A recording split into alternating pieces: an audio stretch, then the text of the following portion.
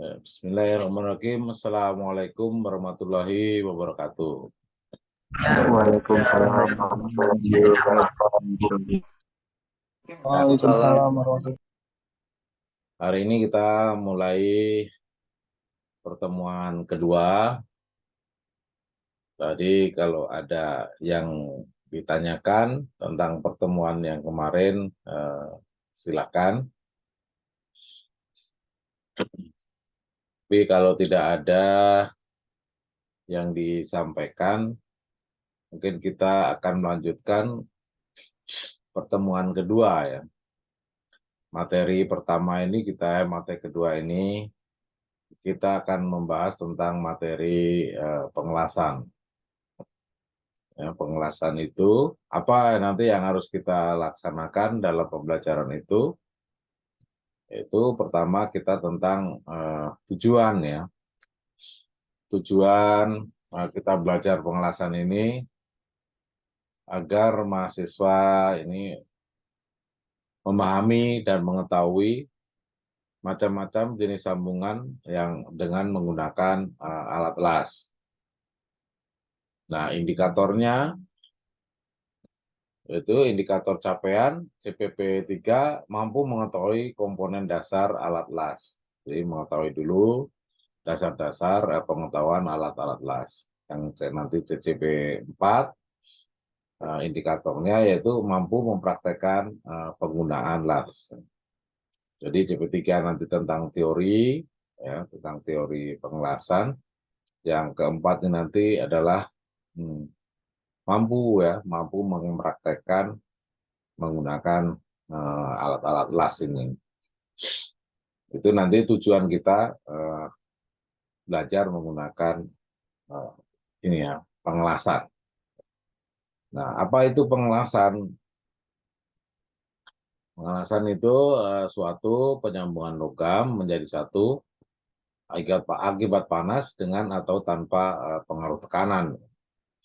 Artinya ini memang alat ya untuk menyambung. Alat menyambung itu juga macam-macamnya banyak. Ya. Ada nanti di situ sambungan itu baut itu juga termasuk sambungan. Ya, cuma dia sambungan tidak permanen. Tapi kalau pengelasan ini digunakan untuk menyambung yang permanen, yang permanen. Nanti kita akan mencoba bagaimana itu cara dan melihat tata cara menggunakan sambungan dengan mesin las. Dan nanti di belakang akan kita sampaikan ada dua macam las, yaitu las oksigen dan las listrik. Nanti yang akan kita bahas dulu. Nah, definisi dari pengelasan ini sebagai ikatan metalurgi yang ditimbulkan oleh gaya tarik-menarik antara atom. Ini di samping kita nanti mempelajari pengelasan, sedikit kita ada semacam informasi. Ini penyolderan dan pematerian ini juga salah satu alat ya untuk menyambung dua buah logam. Nah, kalau di situ nanti ada logam A dan logam B kan itu. Itu bisa disambungkan di situ.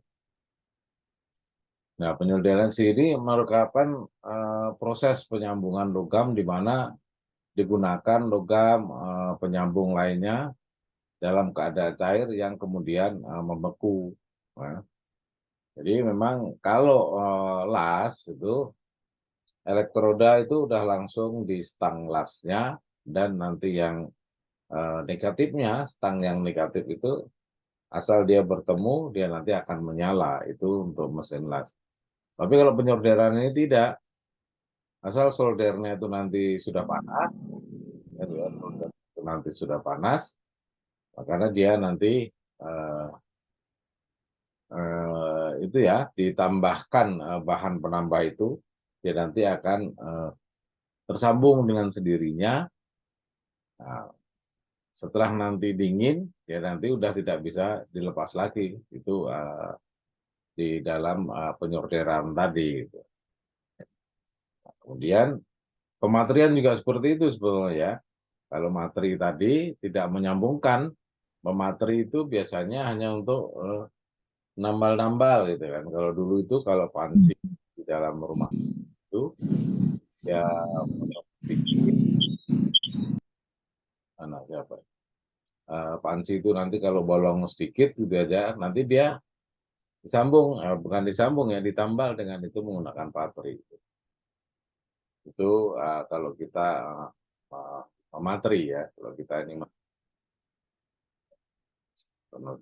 penyolderan tadi 2 buah. Nah ini bagan untuk penyolderan. Ini alatnya yang digunakan. Ini ada solder, ini ada alat timahnya, gitu kan. Ini ada tang, dan ini ada papan untuk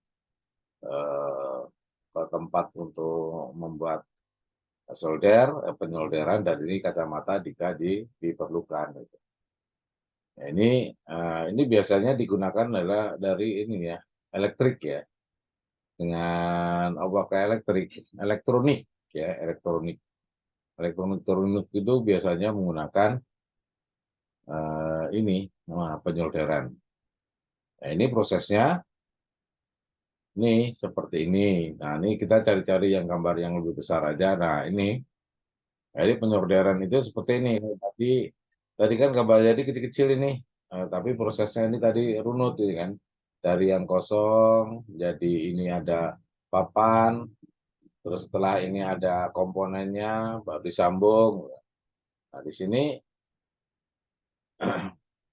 penyambungannya, cara penyambungannya tadi, solder ini nanti setelah panas, ya, solder ini setelah panas, maka ditambahkan ya, bahan ini timbal ya, timbal ya, atau timah gitu kan ya. Nah, dimasukkan atau disenggolkan atau digeserkan dengan ini solder. Ya. Ketika dia nanti kena panas, ya nanti timbal akan mencair dengan sendirinya. Ya, setelah ini tertutup, nanti dibiarkan dengan beberapa menit atau itu nanti dia akan membeku sendiri ya.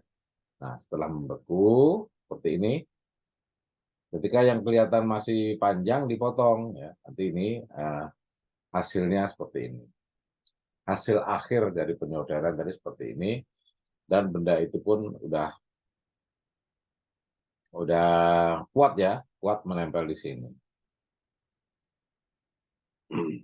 Nah, ini tadi caranya. Nah, ini alat-alat elektronik di samping tadi, ya, samping tadi yang ini ada juga nanti kayak ini gambar antena ya, zaman dulu antena seperti ini.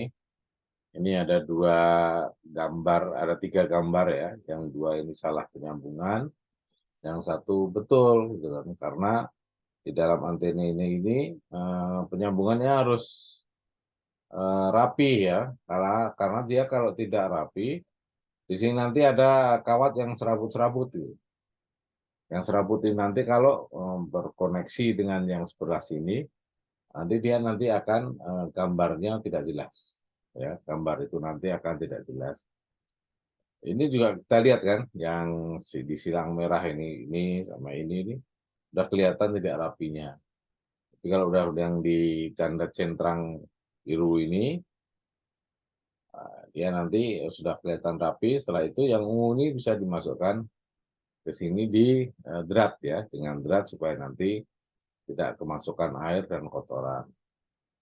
Ya harus dilindungi ini. Makanya nanti kalau tidak dilindungi dengan ini nanti ketarik-tarik dia nanti akan lepas. Makanya harus dikasih protektor. Ini cara memateri ya, kasih pemanas, nanti ada bahan penambahnya, itu cara mematerinya. Nah, ini logam pengisi pemateri titik cair itu antara lebih besar ya, 430 derajat. Yang tembaga titik 1083 derajat, pada apa itu paduan tembaga ini beda-beda ya, suhu nanti akan beda-beda Sehingga nanti perlakuan ketika nanti akan mengelas, mematri, menyolder, itu nanti akan berbeda-beda. Nah, macam-macam sambungan di dalam pengelasan, di sini akan las listrik gitu ya. Ada bermacam-macam ya, sambungan tindih itu kan antara atas bawah, sambungan temu itu antara kiri dan kanan, ya. Sambungan serong itu mencari apa itu nyerong ke samping, nah ya, bisa yang 30 derajat, ada 45 derajat gitu kan. Ini hanya nama-nama jenis sambungan aja ya, nama-nama jenis sambungan aja. Nah, ketika kita akan mengelas ini harus diperhatikan kebersihannya. Ya, kalau dia nanti tidak kita apa itu tidak kita perhatikan kebersihannya itu, dia nanti akan tidak nempel. Nah, tidak nempel itu sambungannya itu nanti, sehingga tidak kuat ya. Karena kalau sambungan itu keperuntukannya berbeda-beda ya. Kalau kita mau sambungan untuk misalkan konstruksi rumah, untuk konstruksi jembatan ya, untuk konstruksi pagar gitu, itu berbeda ya. Beda dengan kalau kita untuk pipa air dan pipa gas itu. Nah, keperuntukannya berbeda.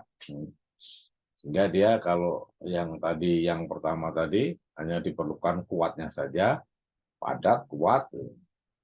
Nah, ketika nanti kita ngelas pipa gas, udah diperlukannya padat, kuat, dan rapat. Demikian juga gas. Karena dia nanti kalau di apa itu tidak kuat dan rapat akan bocor, ya kan? Kalau yang pipa air dia bocor nanti airnya keluar sehingga ada pemborosan. Apalagi gas ya.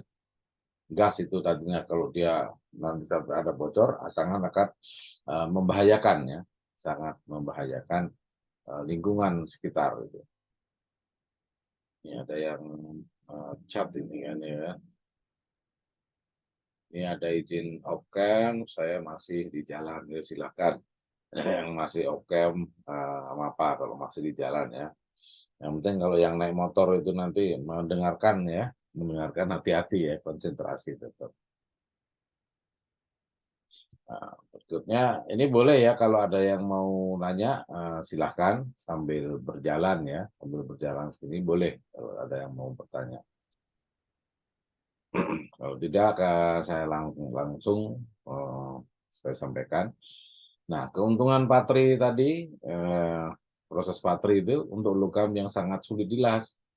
Kenapa? Ini kan, karena memang kalau kita mengelas minimal itu yang tebal plat itu yang 3 mili, ya kan. Tapi kalau untuk patri ini kan kita yang 0,3 gitu ya, sangat tipis sekali ya. Kayak seng gitu ya. Aluminium yang untuk panci itu kan juga tipis-tipis itu ya. Kalau aluminium untuk panci nanti tebal, kita ngerebus air nggak mateng-mateng gitu nanti kayaknya. Gitu. Jadi keuntungannya itu penyambungan logam yang berlainan. Berlainan itu kalau proses patri itu misalkan aluminium sama besi itu gampang aja dia disambung-sambung itu gampang saja itu. Terus keuntungan ketiganya penyambungan panjang tipis. Ke berikutnya ini penyambungan patri lebih cepat dan menghasilkan sambungan yang lebih rapi gitu. Ya cepat rapi cuma kekuatannya berbeda ya. Beda ya kalau Anda nanti bikin konstruksi rumah dengan Habim ya segitu kan nggak bisa di patri kan itu kan. Nanti kan pasti akan lepas karena dia titik lelehnya ya. Titik lelehnya berbeda gitu. Dan makanya peruntukannya ya, peruntukannya akan berbeda-beda. Sambungan las, pengasahan proses menyambung dua buah logam atau lebih dengan mengadakan ikatan metalurgi di bawah pengaruh panas. Nah ini tadi sambungan-sambungan tadi ya. Kita bicara sambungan-sambungan tadi, ini adalah sambungan yang temu ya, antara kiri dan kanan. Ini sambungan tindih. atas dan bawah nih. Ini tadi juga ada bisa sambungan siku, kalau sambungan yang nyerong ya seperti ini ya. Ya, ini jadi kalau model seperti ini pengalasannya memerlukan teknologi sendiri dan perlu keahlian ya. Kalau ini kan hanya di bawah dia kan, di bawah, di lantai gitu kan. Itu sangat mudah. Tapi ketika benda ini adanya di atas gitu kan ya. Ini di atas gitu kan. Akan sulit nih ketika nanti ketemu sambungan ya, sambungan siku seperti itu di atas gitu kan. Antara nanti dinding sini ya, jadi seperti ini kita mengelas yang sebelah sininya itu akan sulit itu nanti kan ya kan. Dia nanti akan kesulitan. Itu yang dikatakan ini macam-macam sambungan tadi. Nah, ini jenis dari mesin las listrik ya. Las listrik itu di sini ada atau mesin lasnya ini kan trafo ya. Biasa katakan trafo. Ini alat untuk itu kan alat untuk pengelasan. Di sini nanti ada ampere ya. Nanti di sini ada ampere untuk pengukur panas ya. Atau pengukur untuk menyesuaikan besar elektroda untuk mengatur bagaimana nanti supaya elektroda dengan bahan ini kan dia bisa menempel gitu kan. Ya, maksudnya gini, ketika nanti kita mau mengelas ini bahan itu 5 mili gitu kan. Nanti diperlukan elektroda yang pas ya. Bisa juga kalau 5 mili itu menggunakan elektroda yang 4 mili sehingga nanti ampernya ini harus disesuaikan yaitu 120 volt. Sehingga nanti panasnya ini nanti terpenuhi sehingga elektroda bisa meleleh ya, elektroda nanti bisa meleleh sehingga kita bisa menyatukan dua logam tadi kan ya. Logam A ke logam B. Nah, ini kutub positif dan kutub negatif ya. Ini kalau kita mau ngelas seperti ini, kutub negatif itu harus ditempelkan di meja ini ya. Ini meja otomatis ini dibuat dari logam ya. Dibuat dari logam. Kalau nanti tidak dari logam, ya nanti nggak bisa apa itu, nggak bisa, tidak bisa nempel, maaf. Nanti dia tidak bisa nempel. Ini las listrik ya. Nanti kita akan mempraktekkan ini apa itu mesin ini ya ketika nanti kita ada di laboratorium. Alhamdulillah.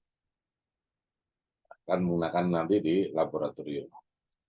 Nah, ini ada berikutnya nih las oksi ya, menggunakan las oksi seperti ini.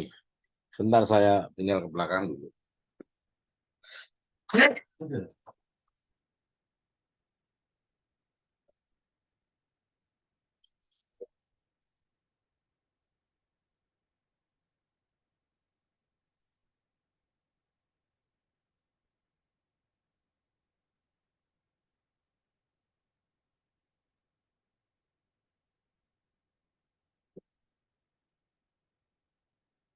Ya maaf ya agak flu. Ya ini ya las oksi. Las oksi itu ada dua. Kalau tadi kan trafo saja nih. Kalau di sini tidak menggunakan listrik ya. Bedanya kita tidak menggunakan listrik tapi menggunakan dua buah tabung. Ini yang tinggi, ini oksigen, yang ini asetilin. Ini nanti kalau disatukan antara oksigen dan asetilin ya di dalam sini. Ini kalau ini gas mudah terbakar ya. Ini nanti asetilin, ini oksigen. Jadi kalau katup ini dibuka, dia nanti akan bertemu di sini ya, bercampur. Setelah bercampur di sini, katupnya ini dibuka, ini katupnya tetap ada dua ya. Ini ada katup, ini ada katup. Nanti kalau kita mau mengoperasikan itu, nanti kita baru dibuka sesuai dengan kebutuhan ya. Biasanya kalau asetilin ini dibuka dengan apa itu seperempat putaran, ini dibuka 1,5 putaran. Setelah itu dia ketemu, ini dikasih pemantik ya. Pemantiknya itu bisa korek ya kan, atau bisa api yang sudah menyala itu. Nanti dia akan menyala. Ini jadi kita hari ini kita hanya mempelajari dua itu, yaitu las listrik dan las oksi. Jadi silakan kalau ada yang mau tanya sini. Kalau tidak ada yang bertanya, mungkin saya akan memberikan tugas ya atau soal. Soal ini bisa dikerjakan sekarang sampai waktunya kita nanti habis. Ini sampai sebenarnya bahan evaluasi aja yang baru saja kita laksanakan. Nah, ini ada karena tadi kan di las listrik ini kan ada bermacam-macam komponen ya. Ini ada stangnya, gunanya untuk apa, ini untuk negatif, ini untuk apa itu elektroda untuk apa, ini trafo untuk apa kan itu kan. Ini udah ada 1, 2, 3, 4, dan 5-nya ini meja ya. Meja nanti untuk apa gitu. Jadi di dalam soal ini